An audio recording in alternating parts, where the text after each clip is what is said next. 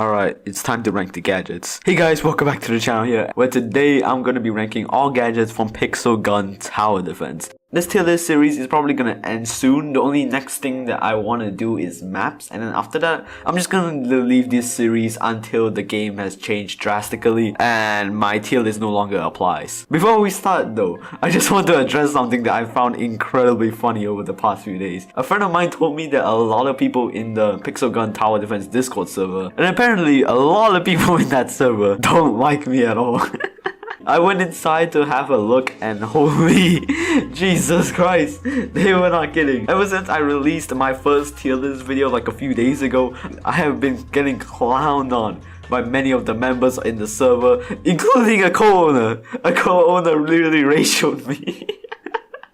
Never in my wildest dreams that I think that I'll get ratioed by a Roblox developer. But to be honest, I'm fine with it. I'm fine with it. This is kind of funny actually. Please don't go send hate there. Don't send hate to anybody. PixelJunk Tower Defense is ultimately just a dumb Roblox tower defense game. It's not that serious. I'm making videos. I'm having a laugh. I'm just trying to entertain people, trying to provide some information, I guess. There's no serious beef. This is just for the giggles and stuff. And if you are one of the guys who criticize me and are watching my videos right now, which I know you guys are, definitely, maybe this tier list will be more in line with yours. Alright, with that out of the way, let's just get into it. The Ninja Shuriken. The concept is just incredibly funny to me. So fun to play around with. They're one of the best parts of PixelJunk Tower Defense. And although they're not like useful, I would say like it's kind of bad at like veteran mode. There's no reason to use it at veteran mode. I think it's somewhere between like viable and pretty good.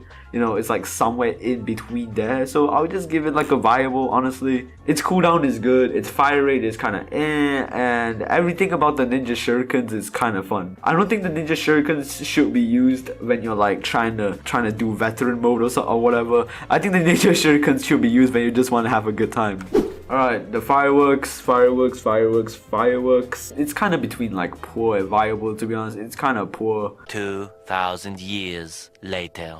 Yeah, I'll give it a poor. The fireworks literally has like a 2-wave cooldown, and it does a decent damage of 250, I guess. 250 damage is not a lot. In recruit it's a lot, and in veteran it's just completely shits himself. 250 damage is like nothing. So yeah, I'm just gonna give it the poor category. You can still use it if you want, you know. It's fine to buy the fireworks. Like gadgets don't really matter as much as guns and characters, so you can get by with the firework, but there are better options. Alright, the jukebox. Yeah, this is a no-brainer as well. Must have, definitely. The jukebox, what it basically does is that it actually gives you more money. You're able to play music and produce and make money. However, it's not like the tower battles farms where they are like absolutely crucial, you know. The maximum that a jukebox can give you is 200 bucks. Now, 200 bucks isn't really like a lot. I would say if you're playing in like solo, and your round win bonuses and the kills that you get are incredibly high, all the money goes to you, all the economy goes to you. But however, if you're playing in like groups of 3 and groups of 4, where the round win bonuses and the kills that you get are so little, bro, that 200 really goes a long way.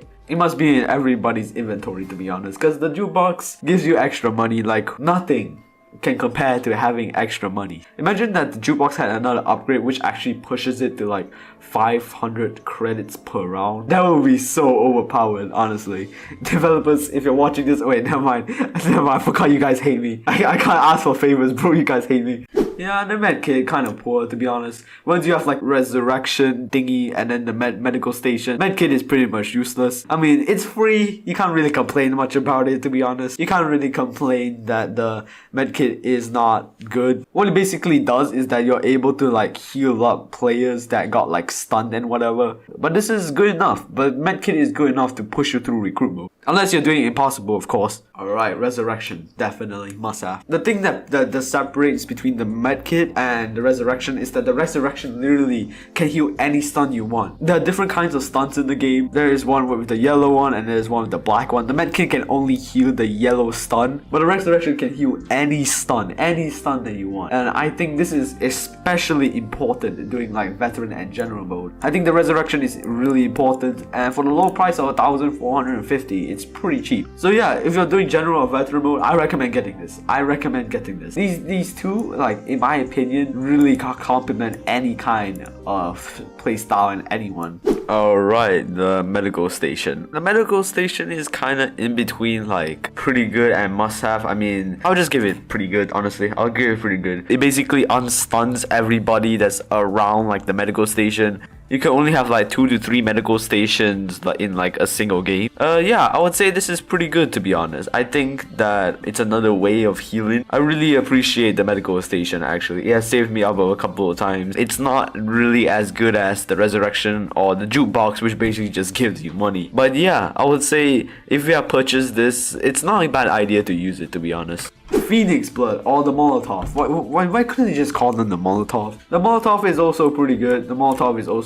I like the Molotov quite a lot. I don't really see much Molotov use, to be honest. Majority of people look at these three, and I don't see many people using the Molotov, but in my opinion, it's good. It's pretty good. And unlike the fireworks, which can only affect one single player, the Molotov actually softens up everybody. The fireworks can only affect one player, as same as the mine, but the Molotov works well against hordes. The turret is, in my opinion, my favorite gadget in the entire game. I mean, it's kind of like a budget AP, you know. It's not like the automatic peacemaker or like the ultimatum where it shreds, but the turret's damage output for a gadget is incredibly good, in my opinion. I think that's kind of reasonable considering that it's 2,450, but some of its debuffs are incredibly rough, to be honest. Some people might have it at pretty good, but for me, the turret's a must-have because of its damage output. And that's kind of reasonable as well, considering this is the most expensive gadget by far. It's the only gadget to be more than $2,000. But yeah, if you have some extra money, try out the turret, man. It's pretty good.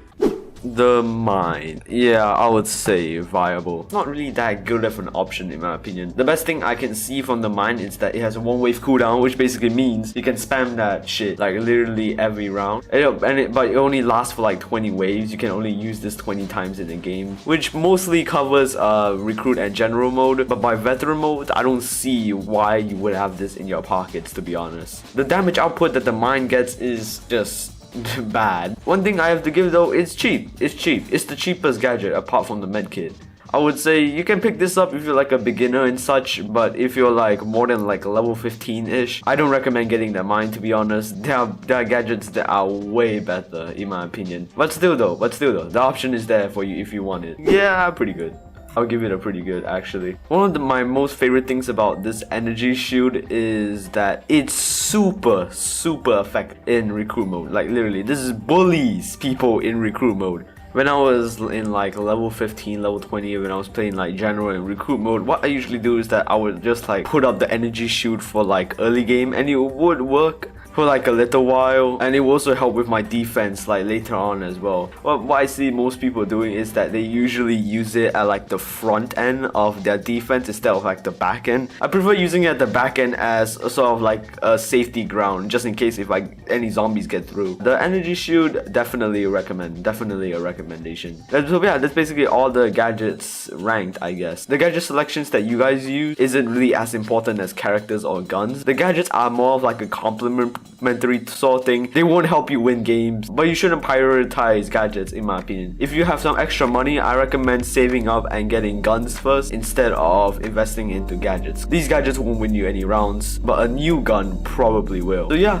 thank you guys so much for watching, and I'll see you guys in the next one. Peace.